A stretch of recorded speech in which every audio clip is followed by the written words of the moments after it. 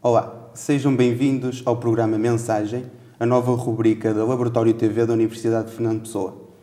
Eu sou Miguel Moreira e faro-vos a companhia nos próximos minutos e comigo tenho dois convidados para discutirmos o tema do momento. A professora Cláudia Ramos, professora na Universidade de Fernando Pessoa e especialista em assuntos internacionais, igualmente especialista em assuntos internacionais e em assuntos europeus, o professor Paulo Vila-Maior. Eu vou começar pela professora Cláudia. O tema quente é o tema da invasão russa à Ucrânia e a minha questão era, para começar, uma contextualização. O que vai na cabeça de um governante para praticar tal ação? Ok, muito boa tarde, muito obrigada pelo convite e vamos então ao tema quente, não é? Saber o que vai na cabeça de um governante seria a pergunta de $1 milhão, porque provavelmente se soubéssemos o que vai na cabeça dele, sabíamos como podemos reagir. E uma das grandes dúvidas é exatamente até onde é que ele poderá ir em termos de agressão, não é? E concretamente se considera ou não chegar ao nível da agressão nuclear.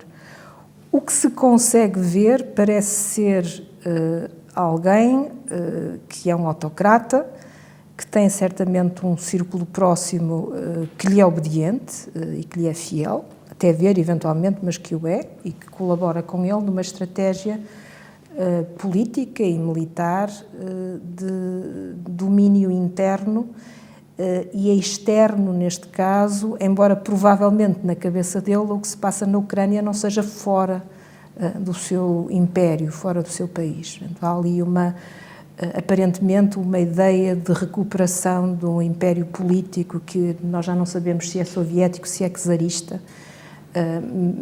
Parece ser essa a intenção, não é? Refazer...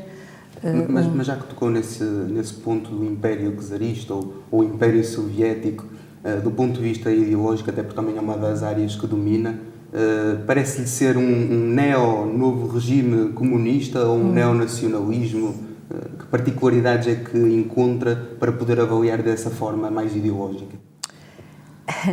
Isso dá vontade de responder com uma ironia, não é? Se eles resolvessem fazer um neocomunismo, teriam alguma coisa a fazer aos oligarcas, não é? E provavelmente os bens dos oligarcas iam ser confiscados internamente e não externamente. Não parece haver ali um modelo de retorno ideológico, não é? Parece haver uma ideia de poder, uma Rússia forte, uma Rússia que... Voltando à pessoa, a pessoa que ali temos é um ex-oficial do KGB. E, portanto, é alguém que foi educado ainda na Rússia da União Soviética e no discurso de poder da União Soviética. E talvez na sua dimensão mais brutal e mais extremada. É alguém também, tanto quanto se sabe, que tem uma história de família como muitos russos, martirizada pelo ataque nazi. Isso é uma memória dolorosa ainda em muitas partes da Europa. E, portanto, é provável que essas coisas se combinem. É provável que, por exemplo, coisas como uma expressão de Barack Obama há uns anos atrás, chamando a Rússia uma potência regional, ela esteve a par com os Estados Unidos enquanto no modelo do bipolarismo. Ou, talvez pior que isso, porque se qualquer um de nós for ver em linha alguns dos sketches cómicos do presidente da Ucrânia, quando era ator e não presidente, alguns deles são, de facto, talvez das coisas mais duras para um autocrata, porque desfazem pela ironia, não é? E, portanto, é provável que tudo isso se combine num discurso de autoridade intocada. Diz-se também que ele tem feito uma rota de isolamento pessoal muito grande, não sei, nós não vemos para dentro do Kremlin, não vemos para dentro da Rússia.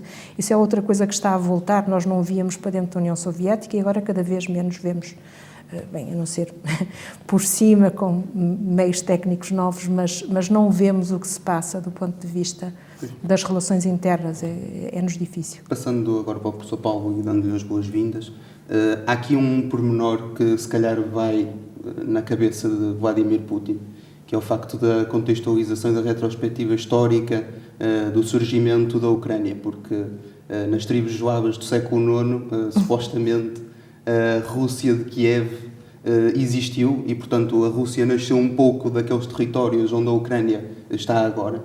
Mas eu pergunto se isso é a motivação e é a justificação para se fazer um ataque desta natureza. Eu não diria, antes de mais, bom dia e obrigado pelo convite, eu não diria que é a motivação, diria que é talvez um pretexto. porque se formos por esse ponto de vista histórico, se calhar os papéis estão invertidos, isto é, se essa grande Rússia nasceu em Kiev, então e se Kiev é a capital da Ucrânia, algo não bate certo com esta invasão da Rússia à Ucrânia. Eu julgo que isso é apenas um pormenor e, portanto, a contextualização vai muito mais ao encontro daquilo que a professora Cláudia disse. Uma afirmação de poder, eu diria, neste momento, uma ostentação de poder, tanto mais que todas as mensagens que têm sido enviadas ao Ocidente é no sentido de nós, Ocidente, não nos metermos no caminho deles, porque senão vamos sofrer consequências que nunca sofremos antes. Obviamente que não é preciso ser um especialista nestes assuntos para entendermos ou para interpretarmos o alcance destas palavras, nomeadamente a dimensão nuclear que está aqui associada. E eu julgo que, nesta altura, a posição que o Ocidente tem tomado é uma posição sensata, talvez a única posição admissível, porque, obviamente, estamos perante dados de incerteza tão grandes. Eu regresso à sua primeira pergunta, Miguel, a pergunta que fez à professora Cláudia, o que é que vai na cabeça de Putin? Enfim, é muito difícil adivinhar o que vai na cabeça de um homem como Putin, e justamente por isso nós, deste lado, temos de ter uma cautela muito grande, porque nós não sabemos quais serão as consequências do lado russo a um passo em falso da nossa parte, ou que assim seja entendido como um passo em falso. Sim, porque esse raciocínio do pretexto também tem muita razão de ser, porque se nós fizermos um raciocínio rápido que então nós estamos com medo que a NATO avance e portanto, ao avançar, vai tomar conta da Ucrânia e vai ficar à nossa beira.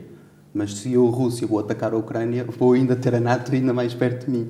E, portanto, de uma forma ou de outra acaba por ter a NATO à porta, não é? Porque vamos partir deste pressuposto que a invasão corre bem sob o ponto de vista da Rússia e, portanto, que ou a Ucrânia é anexada ou, não sendo anexada, fica um regime fantoche na Rússia, como já foi em tempos, antes de 2014, seja de uma forma ou de outra, a Rússia vai ter a NATO à porta.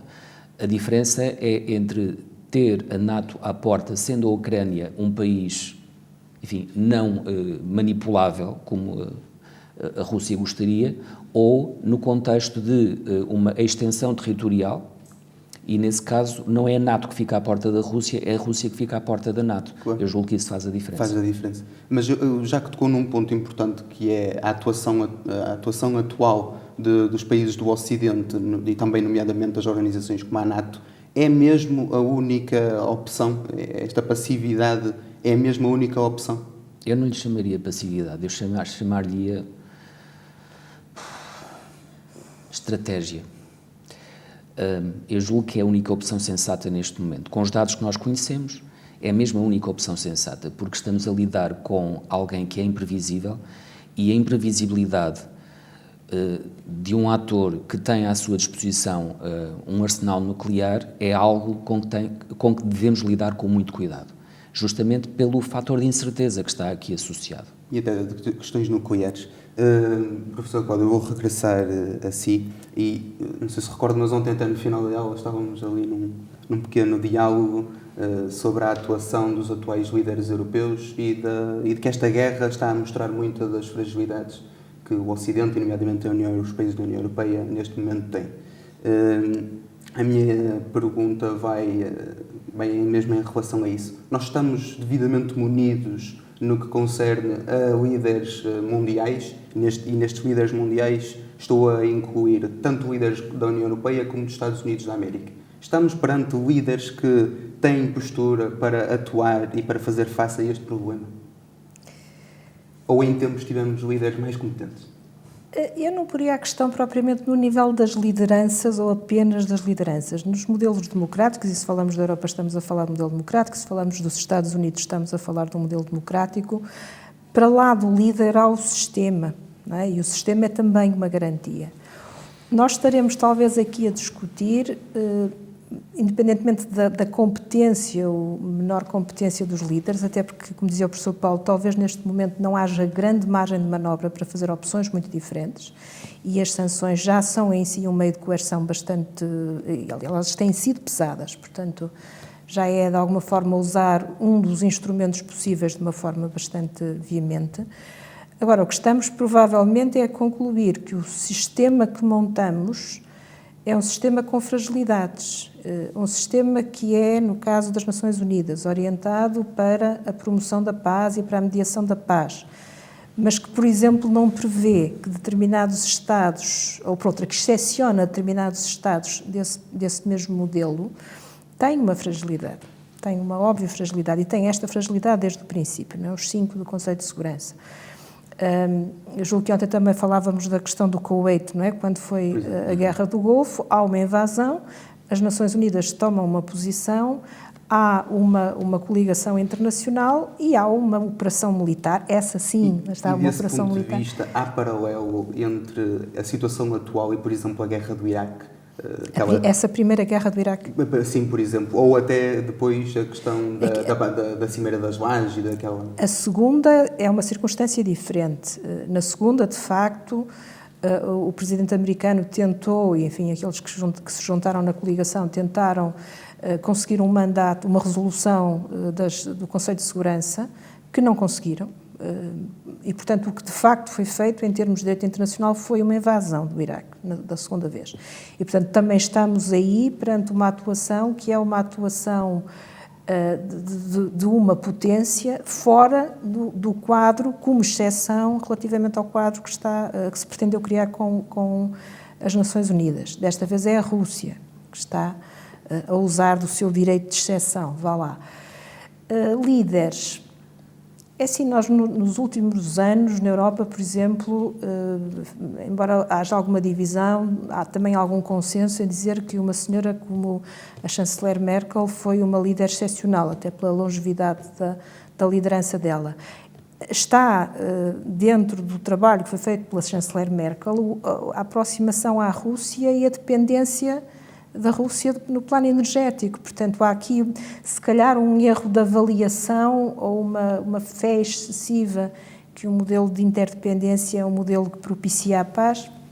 Pois, aqui a minha questão também vai muito de encontro a esta, mas eu antes vou fazer aqui uma pequena introdução e é relembrar aqui alguns nomes.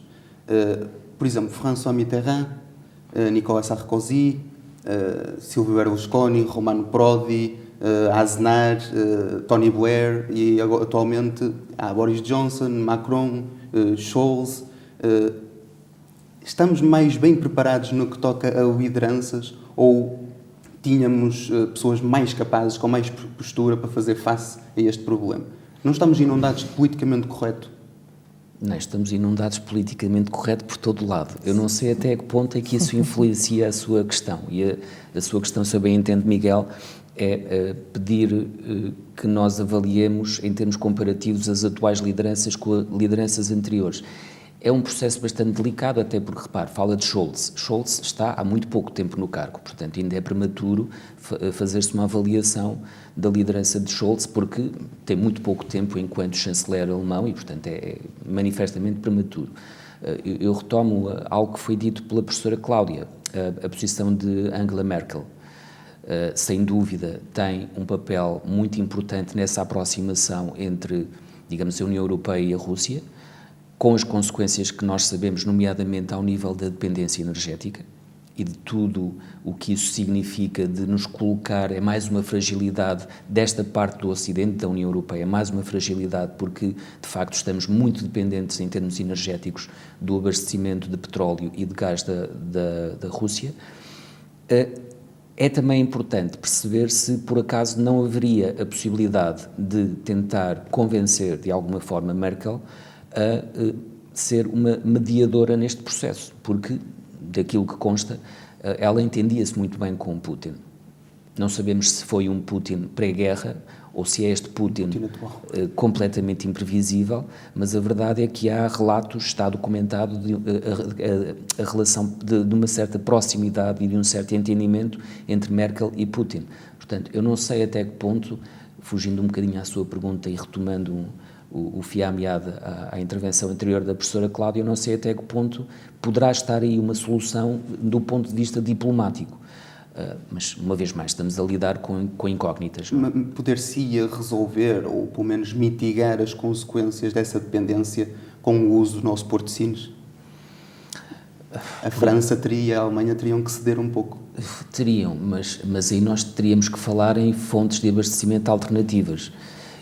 Eu, sinceramente, não sei, por exemplo, em termos de logística, em termos de custos, quais serão as diferenças. Nomeadamente, estamos a falar no abastecimento de gás, não é?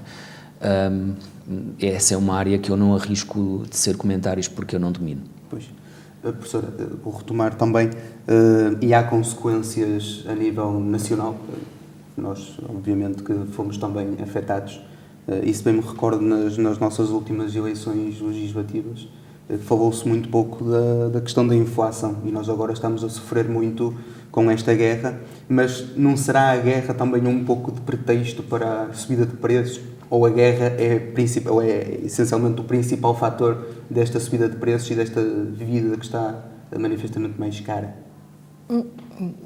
Essa pergunta tem uma dimensão técnica para a qual não serei eu a melhor pessoa para responder.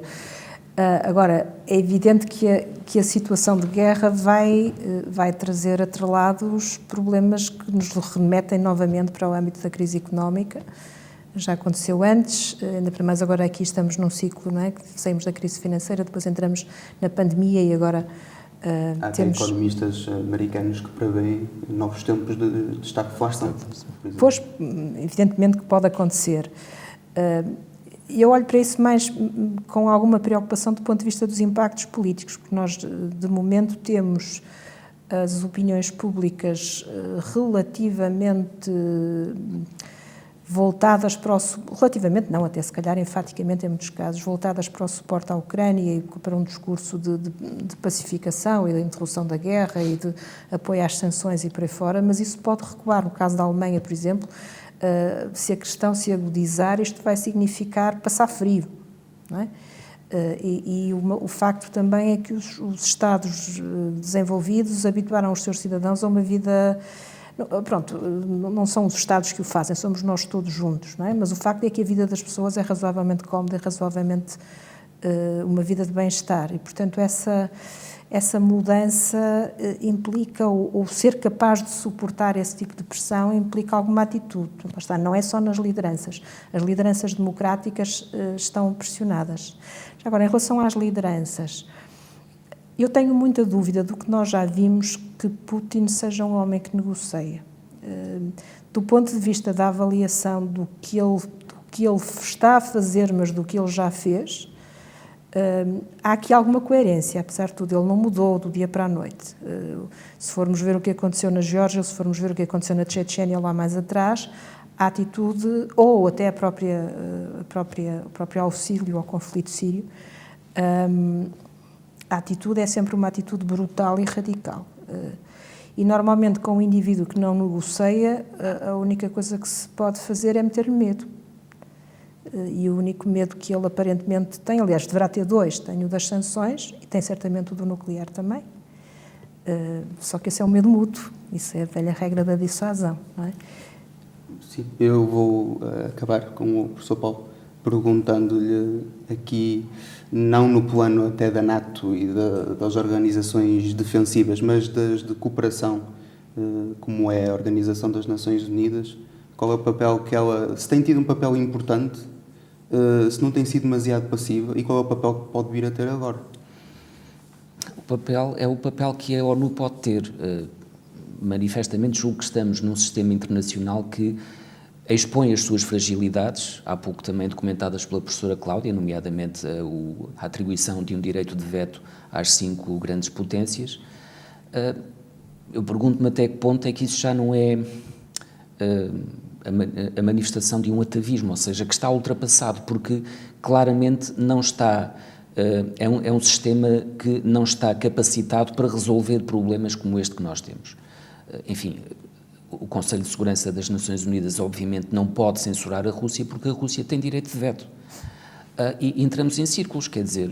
uma bola de neve. Uma bola de neve, pior ainda, entramos em ciclo vicioso, não saímos, é como, eu diria que é quase como o cão a tentar morder a sua cauda e anda às voltas e não sai do sítio. Perguntar como é que podemos mudar é do domínio especulativo, não é? Deixe-me só regressar E já um agora. cientista social não faz previsão. Não faz previsão, não arrisca o futuro porque não tem o oráculo nas mãos, felizmente. Deixe-me só regressar, se me é permitida, a uma pergunta que tinha a ver com a inflação. A inflação não é um pretexto da guerra, é uma consequência da guerra, claramente.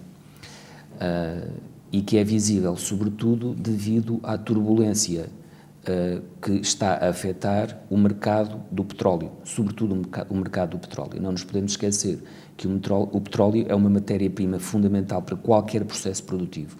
E perante este quadro de incerteza, que acaba por prejudicar as expectativas de produção do petróleo, é natural que haja movimentos especulativos que acabam por ter como consequência a subida do preço do petróleo. E atrás disso vem uma espiral inflacionista que, neste caso, pode também ter associado uma quebra do crescimento económico e, portanto, aí teremos, como tivemos na década de 70, pela primeira vez na história económica mundial, o fenómeno da estagflação. Poderá ser muito bem mais uma consequência adversa resultante desta agressão da Rússia à Ucrânia. Esperemos que se resolva este conflito, acho que são desejos comuns. Claro. Este foi o primeiro programa Mensagem do Laboratório de Televisão da Universidade de Fernando Pessoa. Espero que nos possam acompanhar em futuros episódios e programas e os meus agradecimentos.